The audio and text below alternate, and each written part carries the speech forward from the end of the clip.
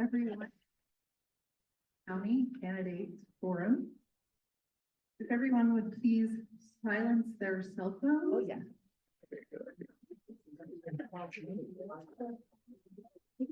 And if everyone would please stand so we can begin with the Pledge of Allegiance. Oh, good. I pledge allegiance to the flag of the United States of America and to the republic of the nation.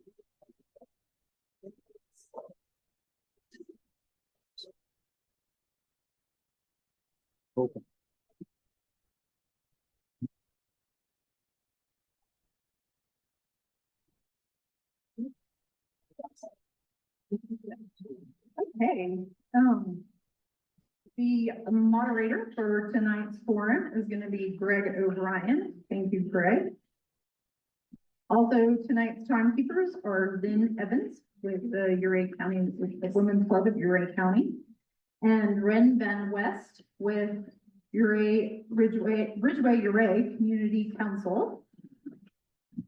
Also, thanks to our supporters, the Ouray County Plain Dealer and the Ridgeway Ouray Community Council and the League of Women Voters of the Uncompahgre. We would also like to thank all of the community members who submitted questions this year. We received 91 questions. Wow. So thank you all for participating. Obviously, we can't take care or answer or ask all of those questions tonight, so we have consolidated them down to about 25 questions. So you might not hear your exact question, but we've tried to cover everything that was asked and consolidate them so we're not here till tomorrow morning. Let's see. So each question is going to be asked to both candidates, and each candidate will have 2 minutes for an opening and closing statements and 1 minute to answer each question. Let's see what else.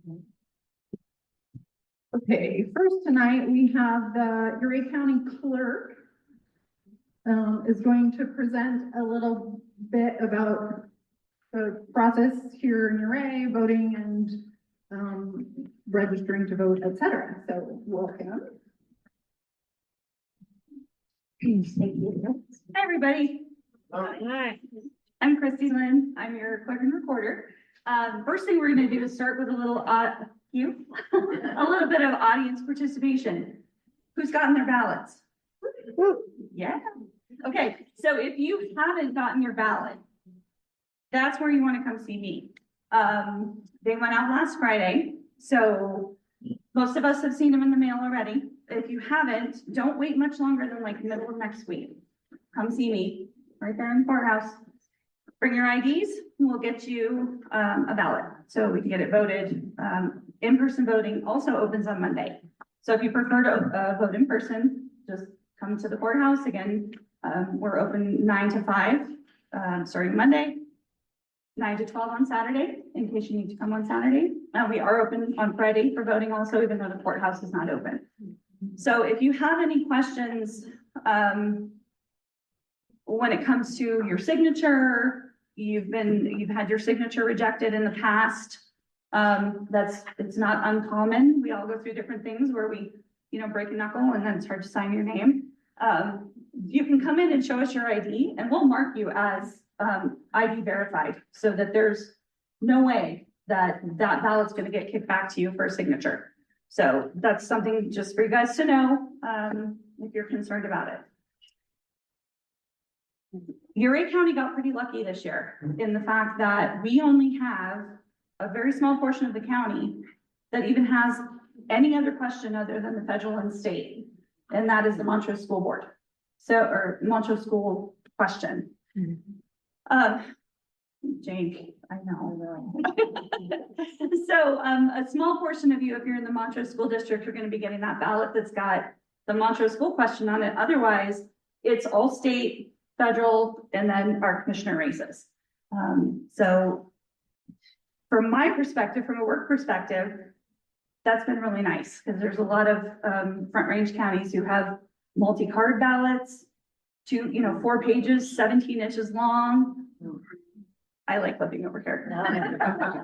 It's so nice, and you guys are so wonderful. To see this kind of turnout is amazing, amazing.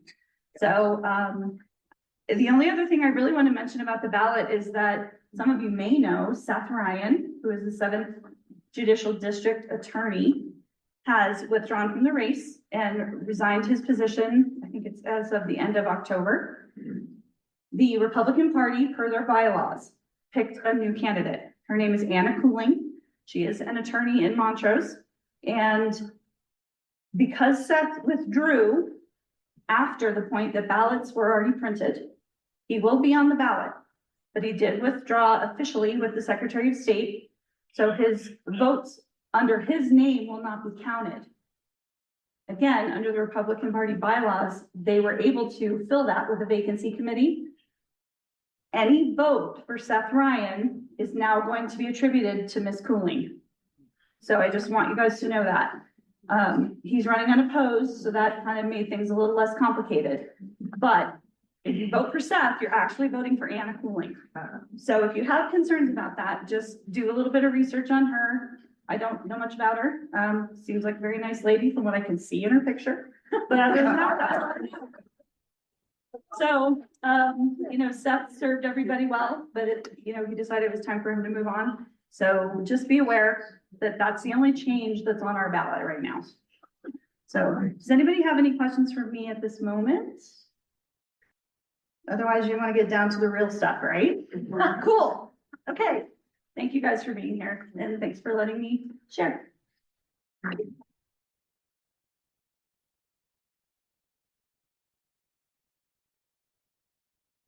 Thank you, Kristen.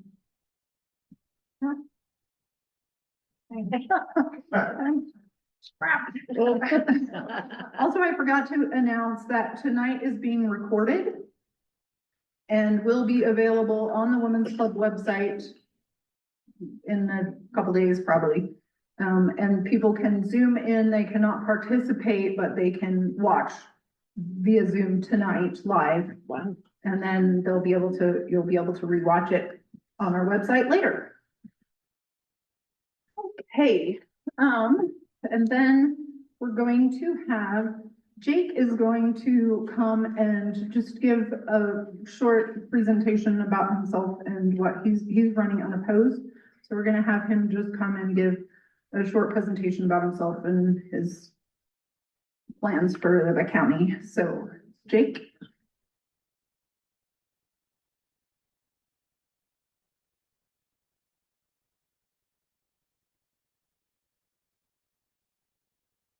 Hello, everyone. I'm Jake Neese. I am currently serving as a county commissioner for the 3rd district, which is generally the Ridgeway area. There is nobody running against me, so I won't. The Women's Club decided not to have me be part of the Q&A, but what I want to do is just reintroduce myself for anyone who doesn't already know me. Talk about some of the things that have been priorities for me and what I'm looking at for the next 4 years. So I grew up in Colorado. I grew up in Greeley, was raised in Greeley, went to CU Boulder, and got my aerospace engineering degree there. I worked at an aerospace lab flying science satellites for NASA, and then worked for a startup company building a new type of prosthetic foot. After that, I was a little burned out and I started fighting wildfire, and I spent 8 years doing that, including a season as a hotshot. Then I started working for nonprofit, doing energy efficiency work that included things like doing building energy audits. And that got me involved in local government programs. I was administering some of the programs from the state and the federal government and local governments. And in 2020, I ran for county commissioner here and started work in 2021. If I can take you back in time to that point, those were COVID times. And the first thing that I worked on was getting vaccines into arms. And we were doing everything remotely. It was a very strange start because I was starting a new position that has a lot of community touch that was all virtual. So it was a very strange introduction, and I got to know a lot of people over time in different ways. I talked a lot about a paradigm shift when I was running as a county commissioner 4 years ago, or running for county commissioner 4 years ago. And I think we've seen some of that shift happen. Uray County has definitely been discovered. We got away with being a sleepy small county for a long time, but I think COVID changed a lot of things, and we got a lot of visitation, and there are more people visiting, there are more people living here, more people driving on our roads, more people recreating in the adjacent Forest Service lands, more calls for service, more accidents, more search and rescues, more everything.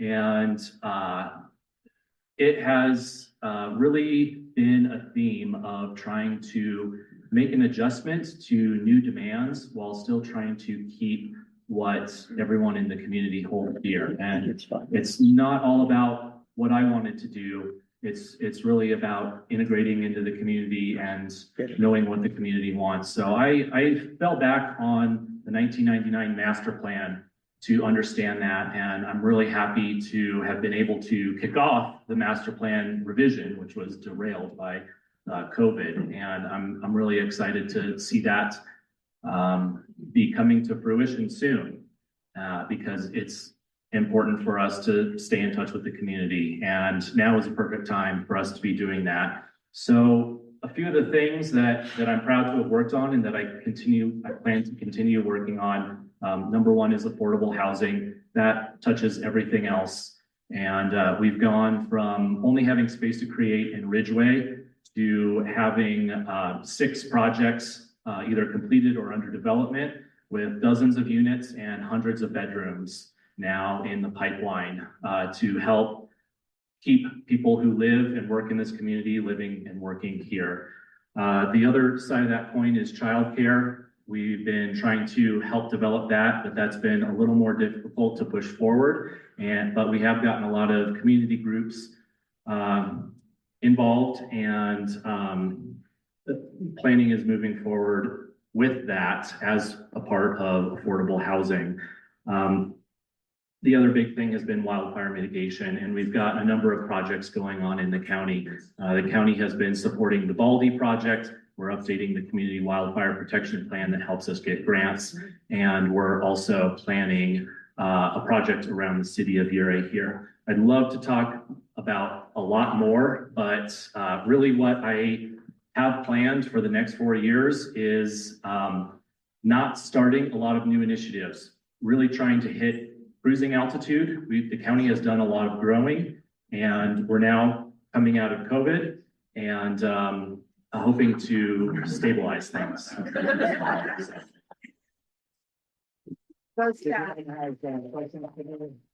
I'm always available. Give me a call or send me an email. I'm happy to talk about any of these topics that you'll be hearing about tonight as well. Thanks.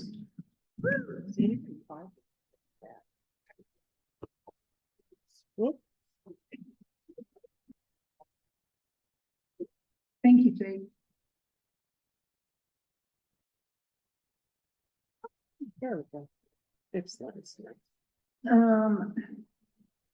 So one more thing, we just request that in the interest of time that the audience refrains from clapping, cheering, booing, yelling, whatever, just so we can keep moving along. And I will now turn it over to Greg. Hi. All right, good evening, everyone. My name is Greg O'Brien, and I think they have me here today for 2 basic reasons. Number one, they only had 2 microphones, and I've been told on multiple occasions, turn that mic down. So I can speak without using a mic, so they said, okay, he's the perfect guy. The second thing is, I'm a retired superintendent and former principal, and I know how to keep civility. And so just in case anyone forgets, I do have my whistle, and I do have a mini megaphone. And it does have a siren if need be, so don't make me go there, all right. So I'm gonna ask if our 2 candidates that are going to be participating in our forum, we'll have Lynn Paget and Mike Perkovich come on up here. They can start to get themselves situated. And as you can imagine, coming on a full fall afternoon or evening, this is a little bit nerve-wracking probably for both of them, but I want them just to feel calm and there we go. Yes. They too will be civil, okay? But we're very glad that all of you decided to come out. Look how wonderful it is that this many people in our community are interested in hearing from our candidates. Give yourselves a round of applause.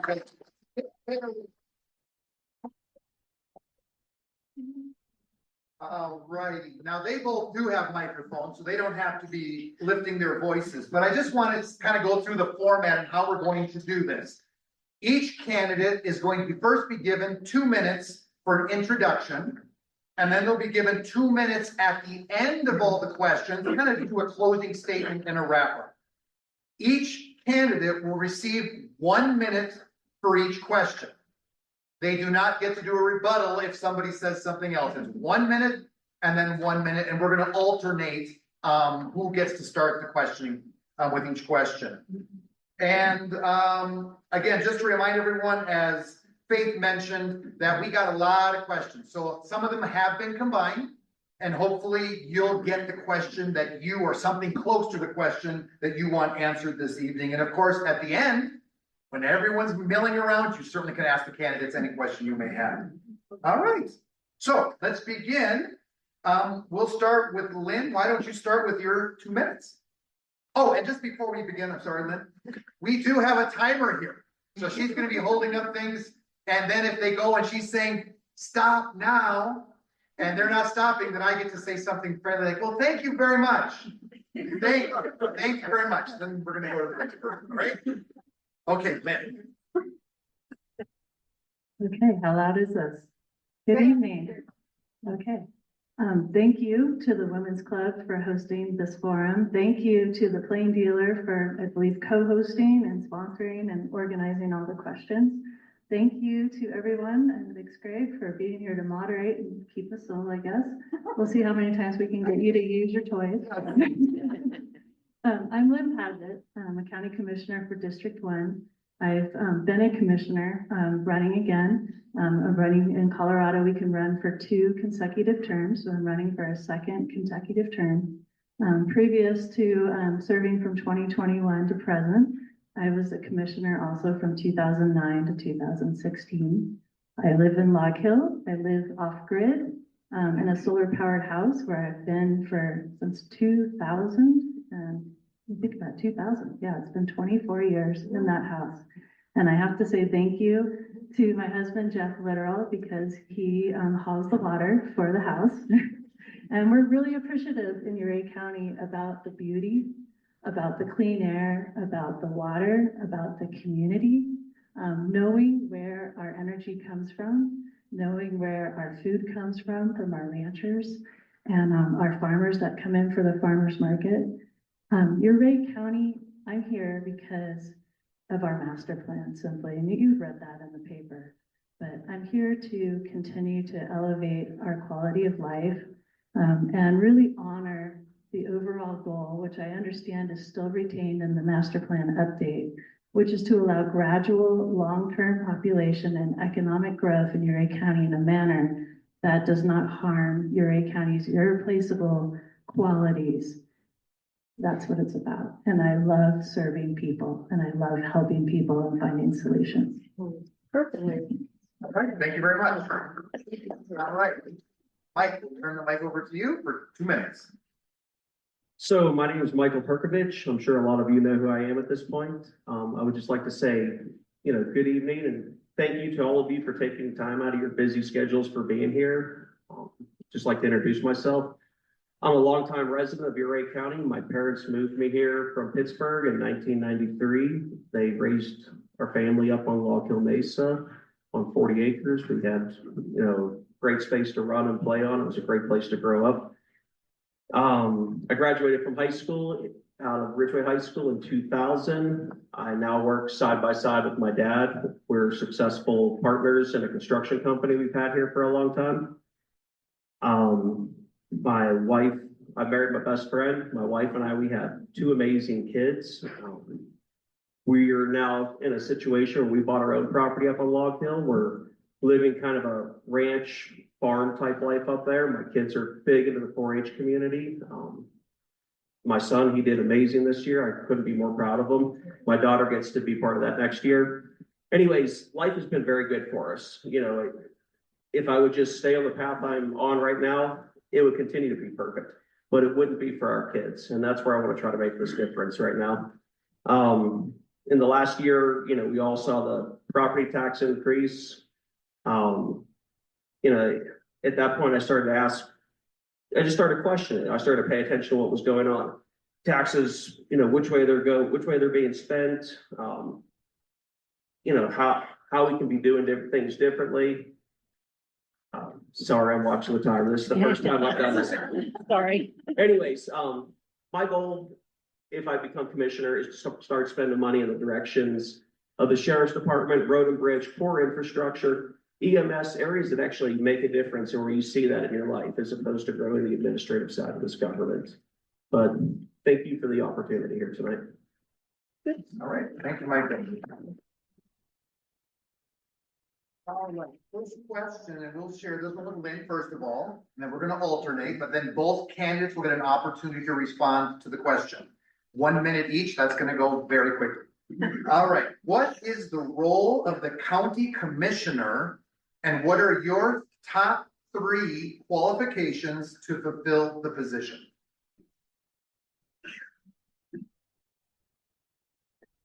I feel like I'm on Jeopardy.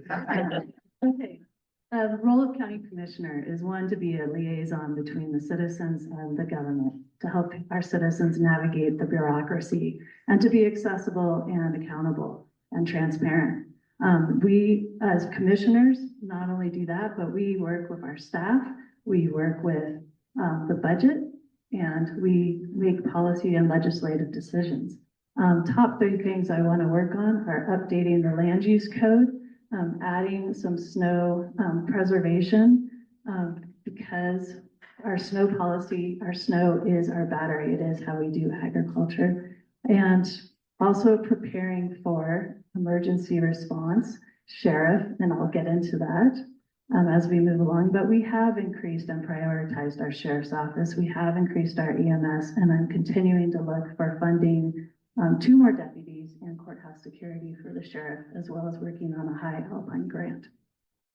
All right, thank you. Michael, would you like me to repeat the question or?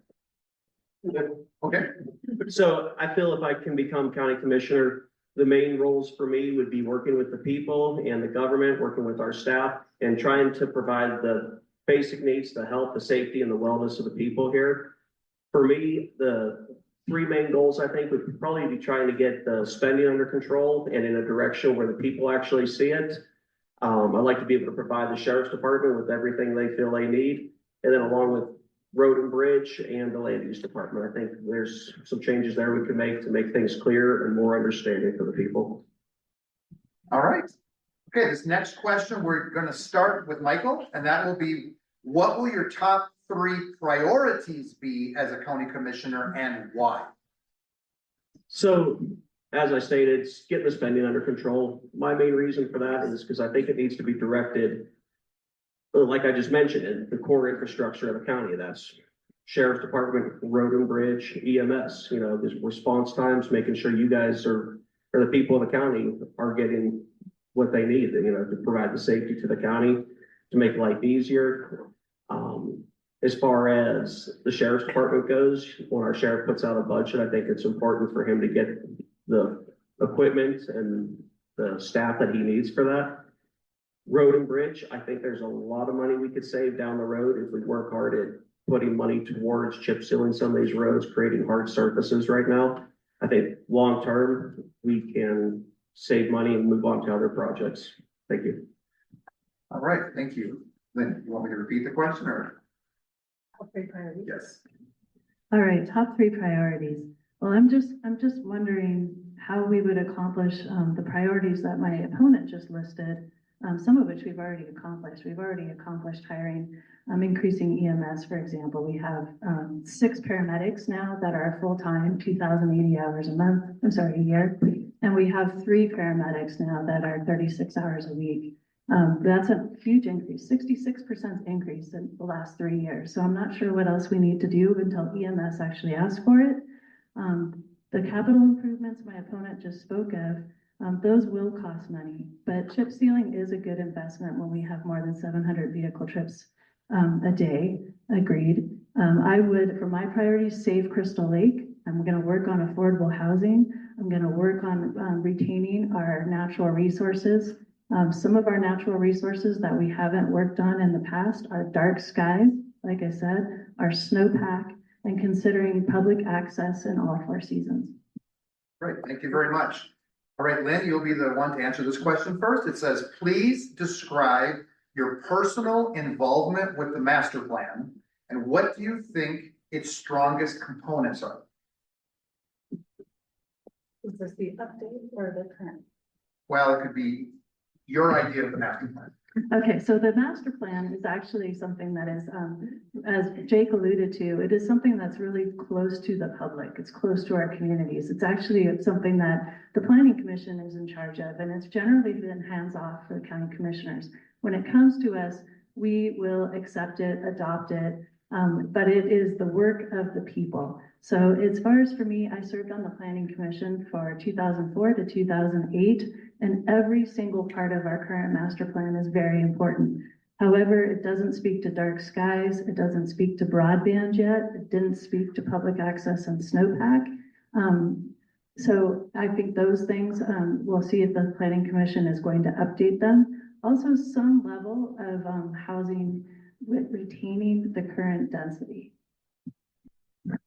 Okay, thank you very much. Michael? So yes, the master plan, as far as current density goes, that's probably the most important to me. Being a longtime resident here, the last thing I want to see is a huge growth in our valleys or up in the high mesas and the high alpine areas. And I don't think anybody here wants to see that. The last thing I want to see when I look out my window are rooftops scattered all over the place. When there is growth, I think it's important for it to be down in the towns and the cities of Ouray and Ridgway. That's where, you know, most of the infrastructure is. That's where our sheriffs, that's where response times are better. I love the idea of people moving more out into the country and being able to live the lives that we do. But I don't want to see that chopped up and turned into small suburbs or small neighborhoods. Thank you. All right, thank you. All right, Michael, this question begins with you. How have you successfully worked with constituents on the other side of the political spectrum? How does your vision for the county materially differ from your opponent? So for me, you know, this is the first time I've done anything like this. As far as working with constituents on the other side, I've been going out and meeting people as much as I can, going around knocking on doors, meeting people at the schools and other events. You know, I have open conversations with everybody. As far as differing thoughts of my opponent, like I said, I think it boils down to not growing the administrative side of the government more and putting it towards the sheriff and road and bridge and areas like that. I know they sat there and provided the extra deputies that we needed in the last year, but that only came with a petition with 90 signatures on it from the people of Ouray County. Thank you, Lynn. Sure. Well, I think my husband will attest that I'm pretty much available 7 days a week and pretty much from any time other than midnight to about 5 a.m. So you can call me, you can email me, you can run into me at the post office. I've worked with people at soccer games. I had two kids who are now 20 and 22, but they've both graduated from Ridgeway High School, and it's been wonderful to raise the kids here. As far as constituents working across the aisle, I think what stands out to me on this term is actually working on the cannabis ordinance update. I knew that I was working with folks that were of a different political ideology, and I worked really hard to counter what the previous board did and listen to them, listen to their concerns, validate that they could smell things, even when somebody else might say, hey, oh, it's maybe a skunk or something. I worked to make those regulations more enforceable and to balance the community character. So, and I knew that those folks would never vote for me, but I did it because it's the right thing to do. All right, thank you very much. All right, Lynn, this one will begin with you. What makes you the right choice for Ouray County Commission? I have a pretty insatiable curiosity. I love public policy. I love people. I love looking for patterns. I love putting people, looking for ways to collaborate and find efficiencies. And so a small example with this is sitting in a meeting where we got an update recently on the natural heritage assessment. That's a group of scientists who are looking at our flora and fauna in Ouray County and updating this for the first time since 1999. It's a measure also of how climate change has affected us. Sitting in on the first presentation, I heard the scientists talk about the top of the pines and some species and ecosystems up there around a pond. And I was able to ask, have you connected with so-and-so? This is also a study where I got 90% of it funded through no effort of the county. It's being funded by GOCO and Colorado Parks and Wildlife, 90% of it. So I'm pretty proud of that, and I'm pretty proud of bringing people together. All right, thank you. Michael? So for the past 20 years of my life, I've spent my life budgeting and coming up with all kinds of financial solutions for our company in construction, trying to keep construction costs as low as possible. And that's what I plan to help Ouray County with, getting the budgets, spending money in areas and directions where I feel like it's going to help the people and save us money long-term down the road. And, I'm young, I've got a couple kids in this area. I have a lot of people, a lot of other families. That's what I'm doing this for, is to be able to listen to them, hear what they're talking about, express their concerns and listen to their concerns, and just do the best I can for the people of Ouray County. All right, thank you very much. All right, Michael, we start with you. Does your general philosophy want more or less government? Oh, my general philosophy, 100% wants less government. We need certain services, like I keep saying, like the road and the bridge and the sheriff's department, EMS. But as far as growing the administrative side and having government in our business on everything, even land use as a builder, some of the rules they're putting out there to make us build by, all it's doing is costing homeowners more money that doesn't have to be done. There's several areas where we could be saving money on houses right now. Some of the rules as far as windows and thermal wraps around houses, we could be saving well over $100,000 on these projects. And at a time when everybody's talking about affordable housing, I think that's vitally important. All right, thank you, Lynn. Sure. I think my opponent is speaking about the building code, and I'll just say that living off grid, I was able to afford a mortgage because I proved to the bank that I wasn't going to have utility bills. I would have never qualified for this house back in 2000 if I had to add my utility bills onto it. And so being in an energy efficient home has really helped our family and make housing more affordable. But with that, responsive, accountable, efficient, and locally driven, those things, and collaborating with our regional, state, and federal partners and nonprofits, that's how we keep our government lean and strong and smart. And that's what Ouray County does. It's been doing it for a long time, and I'm proud to help them keep doing it. As far as sorry, you keep asking double questions and giving us 30, 60 seconds. So what's the second part? No, it's just. I mean, it's kind of Okay, I want efficient and accountable and transparent and locally driven and designed government that is not wasteful, but gives us our essential services well. All right, thank you. Yes, the questions are challenging. All right, Lynn, this one's for you as well. There are gonna be some commas. Okay, there's gonna be 3 of them There in we 60 go. seconds. Here we go. If cuts or spending increases should be made to the county budget, where and why should they be made? I'll repeat that again. If cuts or spending increases should be made to the county budget, where and why should they be made? Well, first of all, we have to make sure that we have high quality staff. And that's how we actually are more efficient. So if we have one person who knows their job well, is happy in their position and stays for a long time, then they're going to do the job really of 4 people. So we want to make sure that we attract and retain the very best and brightest. And we are doing that with people who are really embedded in our community. For cuts and spending, I fight unfunded mandates. I fight them before they're created. I try and go to the state legislature and anticipate those. And so we do have mandates, though, that really suck up quite a bit of the budget. We just can't help it, but some of them are really important. IT security is one that is a mandate, but we need to put more effort towards it because the cost, if that goes wrong, is going to be borne by all the taxpayers, and it's going to be huge. So for this coming budget year, I'm looking to fund additional sheriffs. Oops, I ran out of time. I'm sorry, you said time's up? No, she's just full. Okay, She's getting ready. all right. Okay, This is a fun format. All right, thank no, you. you missed the first 2 warnings and, so, I'm sorry. But then time's up, wasn't it? It's okay, it's okay. We're all fine. We're All right, Michael.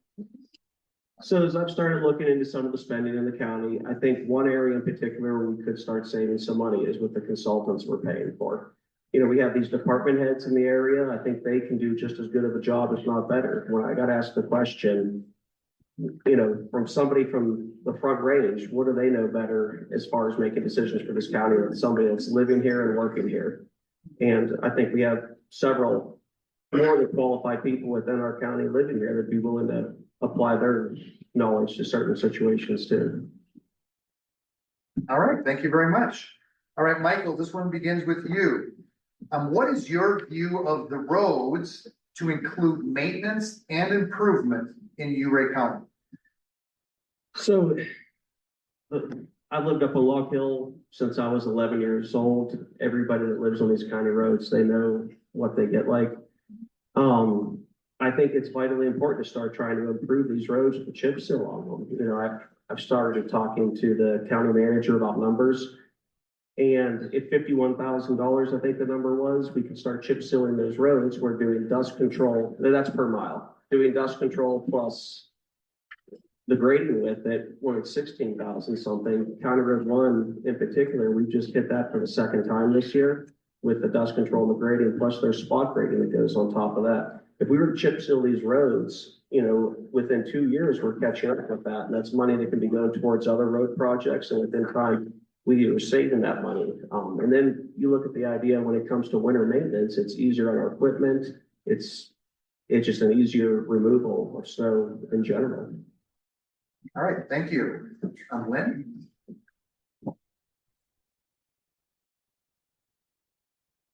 So we have about 20 miles, 22 miles of hard surface road in our county and about 600 miles of dirt. And so it's a pretty tough system to maintain, especially with our traffic levels. So we do need to consider where to prioritize the kind of surface for the driving patterns that we have. Right now, our road and bridge department has, or our superintendent has proposed to cut dust control, 26 miles of dust control. We're doing 52 miles total out of our whole system. A lot of those are school bus routes. They're roads that people drive on and walk on and ride their bikes on. They're important, and sometimes when you get in that dust, you can't even see one car length in front of you. We have to be able to put down the binder, and we have to be able to put down the dust control. So I am not in favor of cutting our budget on that system, but I am in favor of strategically, systematically building up the gravel and making the roads more durable. All right, thank you. All right, Lynn, we'll start with you on this question. What do you identify as the top infrastructure needs in Ouray County apart from roads? Well, we've made some good progress on broadband, but we're not done yet. So about 49% of the structures in Ouray County have been awarded through a party that's doing the build out, high-speed broadband. But we have areas in Pleasant Valley in particular and Cow Creek that don't have that. And that's important for our quality of life, for being able to work and do school at night. So for our kids, so that's important. Also for infrastructure, evacuation routes are on my mind. It's a big priority. We need to have more than one ingress and egress, and entrance and exit into each and every neighborhood. So being aware of that. I saw something flash over there, but It I was missed 30 it. seconds. It was 30 seconds. Now Okay, it's thank 40. you. And as far as our electricity and resiliency there, we need to also incorporate more renewable energy, and we need to have an eye on maintaining and increasing our water rights with our ranchers. Thanks.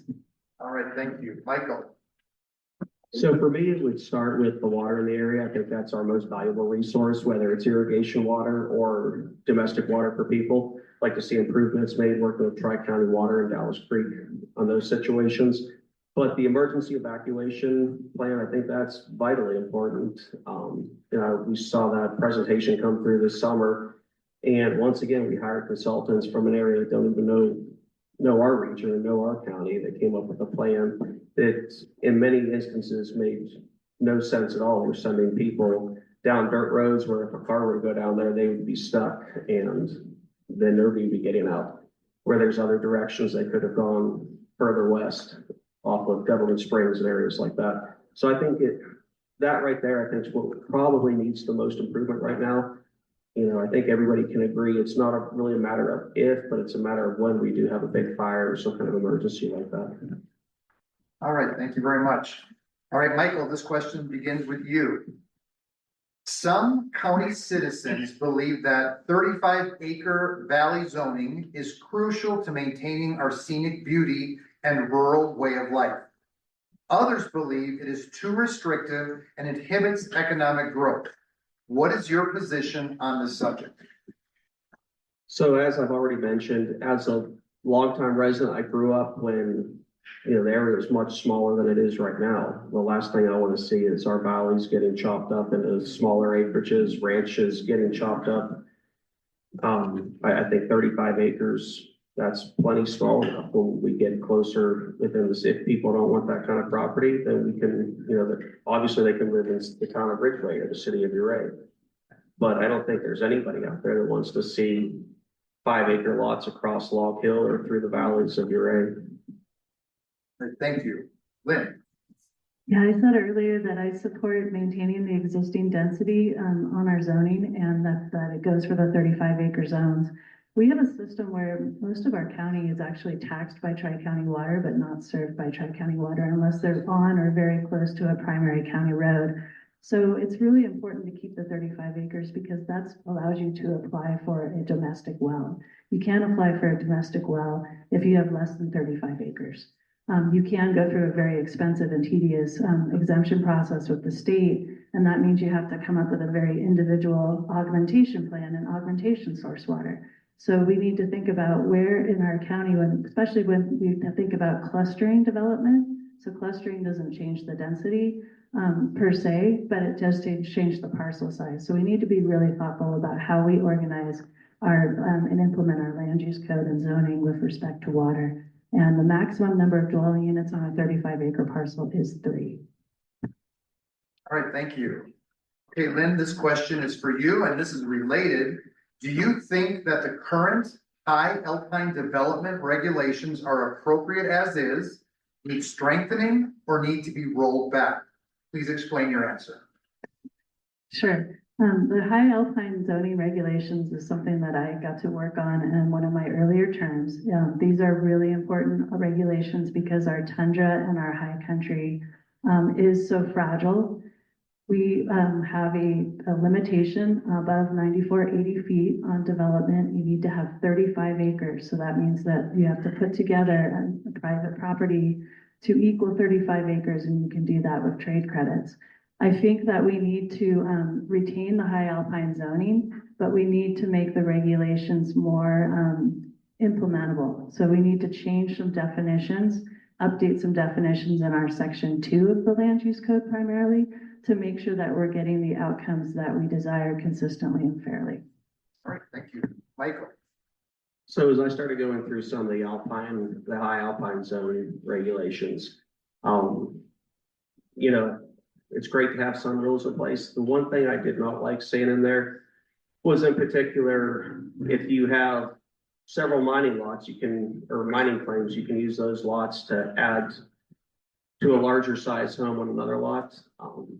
You know, a lot of that development is probably going to take place in a situation where it's the easiest access to these houses or to these lots, where some of these mining claims on the side of a hillside, if you own that, but you can't build a house there, it's obvious there's not going to be a structure there at all. But that allows you to add more square footage to a lot that you can build on.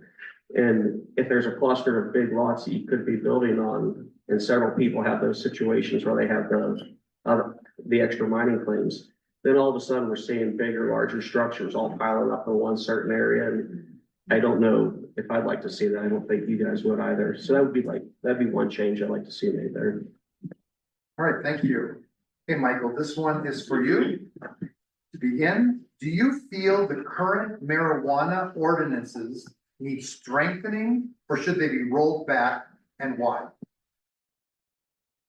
Now that we have marijuana, now that we've redone the marijuana ordinances, you know, I guess they make sense. The biggest thing I have a problem with is the minute that they passed these new regulations, our county commissioners broke them on the first marijuana, or the first broke facility they tried to push through. You know, they gave them 2 variances, and if we're going to draw up new rules, I think we should abide by them and follow them. All right, thank you. Lynn? Sure. Yeah, the current ordinance rolled back 2 significant things. We used to have ability to have 10 licenses throughout the county. And this marijuana ordinance that our board worked on, Jake and I and Ben Tisdale, it now is 6, the limit of 6 licenses throughout the county. We also removed outdoor grows, and we removed a number of types of licenses, and we removed them from Kelowna zone. So I think right now we're seeing them work.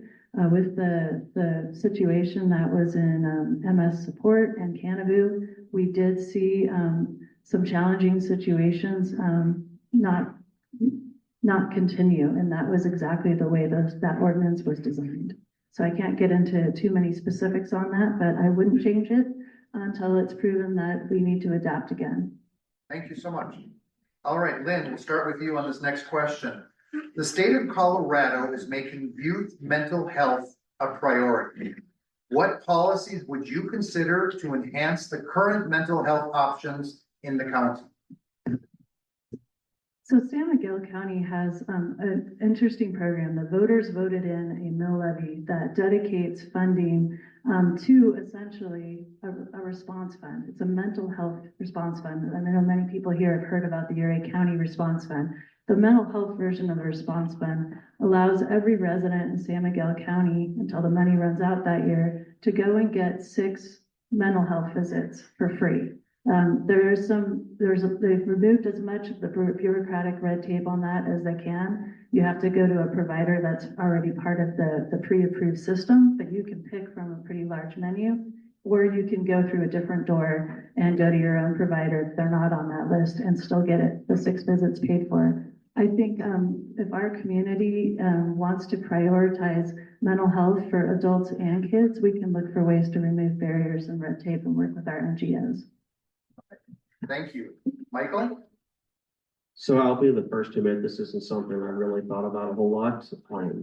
You know, we increasingly see huge issues for mental health, and what needs to be done. My wife, she works at the school.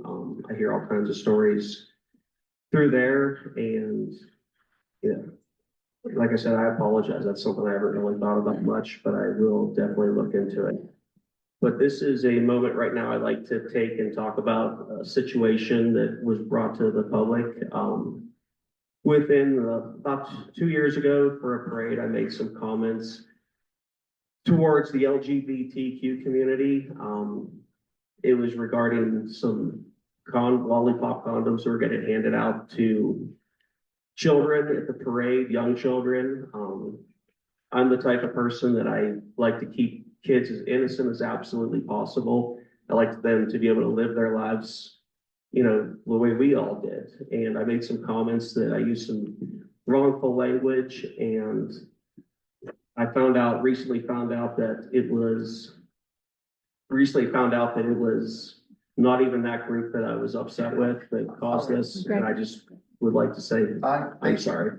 But, okay, it's interesting because this next question goes to you first. And it says, how do you plan to ensure that all individuals, regardless of their sexual orientation, ethnic, racial, or gender identity, feel safe and supported in our community? So, you know, like I said, 2 years ago, I overreacted on a situation that I was completely wrong on. I went after the wrong group. That it was actually, like I said, I recently found out which group was the ones handing these condoms out to, I don't even think they were purposely handing them out to kids, but it was going into the hands of young kids. I don't have a problem with anybody and their personal beliefs at all. You live in America, you're free to be able to think whatever you want and do whatever you want. And like I've already stated, I'm apologizing to the LGBTQ community because I overstepped on that one. But, I want everyone to know you can come out and talk to me and speak to me. I like to be an approachable person. But like I said, in that situation, out of just, I don't even know what it was, just in emotions, I went too far. Thank you. All right, thank you. Lynn. Thank you. You know, one of the things that makes Uray County, the city of Uray and Ridgeway unique, I think, among our peers, is how welcoming and vibrant and eclectic we are. And we need to celebrate each and every one of us for our uniqueness and our special characters. And I am proud of our board that when we had the youth of Uray County come and approach us and ask us to do a proclamation, we do proclamations for breast cancer awareness, for mental health, for a number of things that might be considered to draw attention and awareness for cancer, but vulnerable and marginalized citizens in particular. The youth approached us, and I was really glad to proclaim. I would shout it every month if I could, but our LGBTQ 2++ spirits asked us to do a proclamation and support a pride parade, an event in the Ridgeway Town Park, and to fly a flag at the fairgrounds, and I would continue doing that. We need to celebrate and make all of our citizens feel welcome and cherished. Right. Thank you very much. All right, Lynn, this one we're going to start with you again.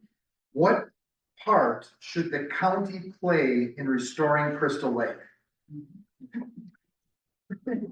Well, I think at this point, we need to support the city of Uray. And that's exactly what we're doing. That's exactly what I'm doing. The swiftest, most efficient way to get Crystal Lake refilled is to have it conveyed to the city of Uray by using federal legislation to do that. It will help it jump to the front of the line. In the Forest Service realty transactions, there are some things that the city of Uray has put in their request with Senator Bennett that are good sideboards. One of them that's essential from my point of view is making sure that any conveyance bill specifies that Crystal Lake will remain free and open to the public in perpetuity. So it can't change from board to board. So that it could be managed the way it has been since 1939. It's the access to 4 trails. It's a huge part of our shoulder economy. Turns out it's the most popular place to pull a wedding permit, a wedding license for and get married. But we need to support the city of Uray and retain and save Crystal Lake. Right, thank you. Michael. So when we all first started hearing about this back in the springtime, I really didn't know what direction it was gonna be going. It sounded like it was gonna be drained and we may potentially lose that and send it back to wetlands. I think it's great that the city, the county, and now Senator Bennett are all working to try to preserve Crystal Lake and save it for the area.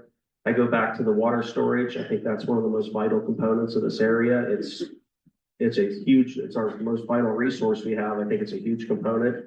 And to see that people seem like they're gonna be working to be setting up, actual legal water rights in there. And I think that's a great direction to be heading.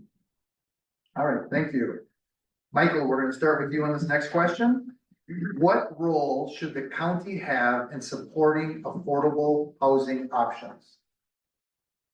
So, once again, after I started looking into all this, I think obviously affordable housing is hugely important in this area. I got a question why the county or the city or the town of Ridgeway, nobody at the moment is pushing to try to get any of the Prop 123 money. That's $200,000 we could be qualifying for. That's a lot of money to go towards these projects. And then going around talking to places did the home trust tour with people, and one of the biggest issues we see, or everybody I was talking to, it seems like the amount of money that you're allowed to make to be able to qualify for one of those, it seems like the AMI should probably be bumped up some in the state of Colorado as far as a resort community goes. And I feel like the county commissioner should be going to the state level advocating for that. Thank you. Lynn? Sure. AMIs are actually a federal issue, and Mayor Clark and I both sat down with Senator Bennett actually Wednesday of last week and had a conversation around AMIs, and that takes more than the few seconds I'm allowed here. But I totally agree that the AMIs are very difficult and don't work in our rural resort area. But we've got to look for some other strategies. One of those I'm working on is how to increase the amount of private actors in our space. We have some successful NGOs. The county took once in a generation ARPA funds. This is not general funds.